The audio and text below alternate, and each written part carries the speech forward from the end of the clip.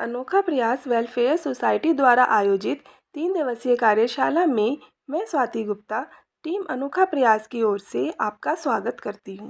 प्यारे बच्चों, इस कार्यशाला में तीनों दिन बताए गए टॉपिक को ध्यानपूर्वक समझें, क्योंकि कार्यशाला के अंतिम दिन तीनों दिन के टॉपिक से संबंधित टेस्ट लिया जाएगा और टेस्ट में 75% से अधिक अंक प्राप्त करने वाले विद्यार्थियों को सोसाइटी की तरफ से ऑनलाइन सर्टिफिकेट दिया जाएगा। इसीलिए तीनों दिन वीडियो को ध्यानपूर्वक देखकर टेस्ट में दिए गए प्रश्नों को सावधानीपूर्वक हल करें। अब आज का टॉपिक शुरू करते हैं। हमारा आज का टॉपिक है पूर्णांक, धन पूर्णांक, ऋण पूर्णांक। बच्चों, धन पूर्णांक बताने से पहले मैं आपको एक कहानी सुनाती हूँ। कहानी है मीना और राजू की। मीना और राजू की कहानियाँ हम सुनते ही रहते हैं, आज एक मैं भी सुनाती हूँ। मीना और राजू एक गेम खेल रहे थे। उस गेम में वो दोनों एक पॉइंट पर खड़े थे। उस पॉइंट को उन्होंने 0 नाम दिया। 0 शून्य होता है ना, वो उन्होंने उस पॉइंट को नाम दिया। मीना ने राजू से कहा कि मैं दाएं चलती हूँ और तुम बाएं चलना। राजू ने कहा ठीक है, तुम दाएं चलना और मैं बाएं चलूँगा। इस तरह दोनों गेम खेलते खेलते आगे बढ़े। राजू 0 से 3 कदम बाएं बढ़ा। देखो, 1 कदम, 2 कदम और 3 कदम।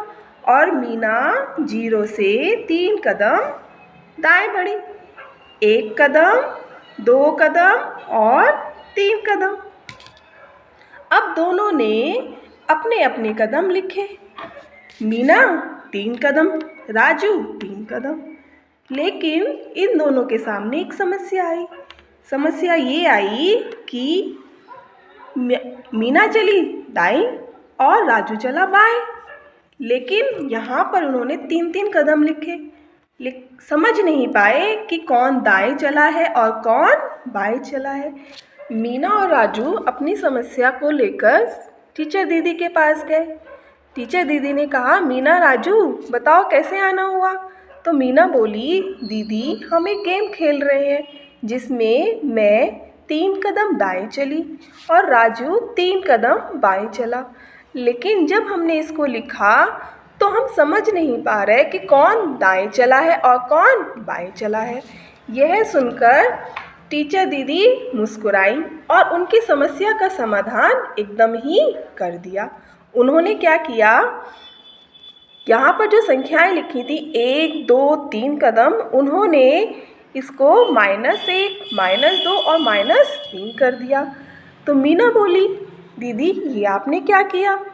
तो दीदी ने कहा कि मीना, देखो, अगर हम 0 से आगे चलते हैं तो 1, 2, 3, 4, 5, 6 ऐसी संख्याएं आती हैं। लेकिन अगर हम 0 से पीछे चलते हैं तो -1, -2, -3, -4, -5 इस प्रकार की संख्याएं आती हैं। जो संख्याएं 0 से आगे होती हैं, जैसे 1, 2, 3, इन्हें हम धनात्मक संख्याएं कहते हैं। और जो संख्याएं 0 से पीछे होती हैं, -1, -2, -3, -4, इस प्रकार की संख्याओं को हम ऋणात्मक संख्याएं कहते हैं। धनात्मक, ऋणात्मक संख्याएं और 0, ये तीनों मिलकर पूर्णांक बनाते हैं। तो बच्चों, मीना और राजू की कहानी से हमने भी सीख लिया। क्या सीखा? धनात्मक संख्याएं, ऋणात्मक संख्याएं और शून्य, ये तीनों मिलकर पूर्णांक बनाते हैं।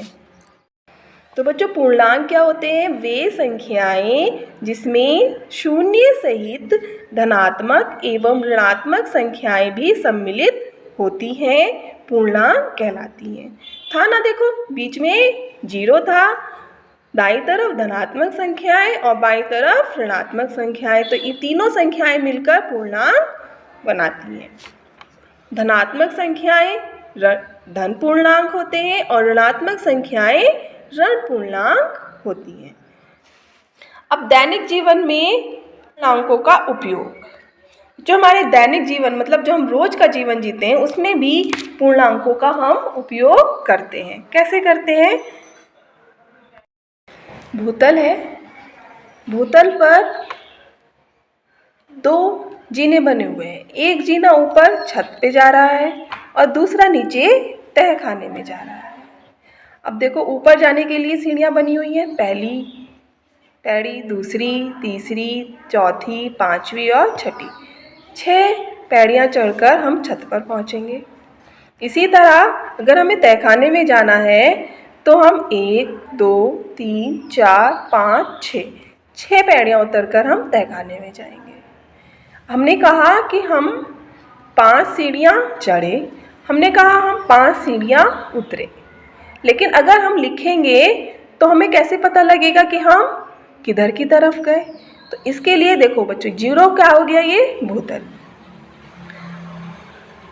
भूतल से 5 सीढ़ियाँ चढ़े और भूतल से 5 सीढ़ियाँ उतरे, या ऐसे कहें अगर कि 0 से 5 अधिक या 0 से 5 कम। मैंने कहा कि मैं 5 सीढ़ियाँ चढ़ी, मतलब 0 से 5 अधिक 5। मैंने कहा मैं 5 सीढ़ियाँ उतरी, मतलब 0 से 5 कम -5। तो 0 से नीचे की संख्याओं को हम ऋणात्मक संख्याओं के रूप में लिखते हैं और 0 से आगे की संख्याओं को हम धनात्मक संख्याओं के रूप में लिखते हैं। जो देखो ये अभ्यास कार्य का एक प्रश्न है, निम्नलिखित शब्द समूह में धनात्मक पूर्णांकों और ऋणात्मक पूर्णांकों को प्रदर्शित करने वाली संबोधों को दी गई निम्नलिखित तालिका में लिखिए। यहाँ पे कुछ शब्द दिए गए हैं, इससे तुम्हें बताना है कि ये धनात्मक पूर्णांक की तरफ जाएगा या ऋणात्मक। जैसे मैंने आपको बताया था, मीना राजू ने खेल खेला था, एक दाई तरफ गया था और एक बाई तरफ। दाई तरफ गया था तो धन पूर्णांक हुए थे, बाई तरफ गया था तो ऋण पूर्णांक हुए थे। ऐसे कौन से शब्द हैं जिनके लिए हम धन पूर्णांक यूज़ करेंगे और वे कौन से शब्द हैं जिनके लिए हम ऋण पूर्णांक यूज़ करेंगे? जैसे चढ़ना, हम आगे बढ़ रहे हैं तो इसके लिए धनात्मक पूर्णांक। लाभ, लाभ में हमें फायदा होता है, धन पूर्णांक। घटना, कम हो रही हैं चीज़ें, ऋण पूर्णांक। खर्चा, पैसा कम हो जाते हैं खर्चा करने से, ऋण पूर्णांक। पीछे, हम पीछे जा रहे हैं, ऋण पूर्णांक। आमदनी, हमारे पैसे बढ़ जाते हैं, धन पूर्णांक। ऊपर, धन पूर्णांक। ऊंचा, ऊपर उठते हैं, धन पूर्णांक। नीचा, ऋण पूर्णांक, हम नीचे आ जाते हैं। पूर्व, आगे बढ़ते हैं, धन पूर्णांक। पश्चिम, ऋण पूर्णांक। आगे, धन पूर्णांक। उछाल, धन पूर्णांक। इसी तरह उतरना, नीचे आना, गिरावट मतलब नीचे आना। तो बच्चों जिन जिन शब्दों से हमें पता लगता है कि हम पीछे की तरफ आ रहे हैं, नीचे की तरफ आ रहे हैं, वहाँ पे हम ऋणात्मक पूर्णांकों का इस्तेमाल करते हैं। और जिन जिन शब्दों से हमें पता लगता है हम आगे बढ़ रहे हैं, हमारे पास किसी चीज़ में बढ़ोतरी हो रही है, तो वहाँ पर हम धन पूर्णांकों का इस्तेमाल करते हैं। आशा करती हूँ बच्चों ये टॉपिक आपको अच्छे से समझ आ गया होगा। अब आपको बताते हैं कि टेस्ट कैसे देना है। बच्चों आज 10 बजे आपको इसी वीडियो के डिस्क्रिप्शन बॉक्स में गूगल फॉर्म का लिंक मिल जाएगा, जिसके द्वारा आप अपना टेस्ट दे पाएंगे। आशा है सभी बच्चे अच्छे से टेस्ट देंगे और 75% से अधिक नंबर लाकर सर्टिफिकेट प्राप्त करेंगे। धन्यवाद।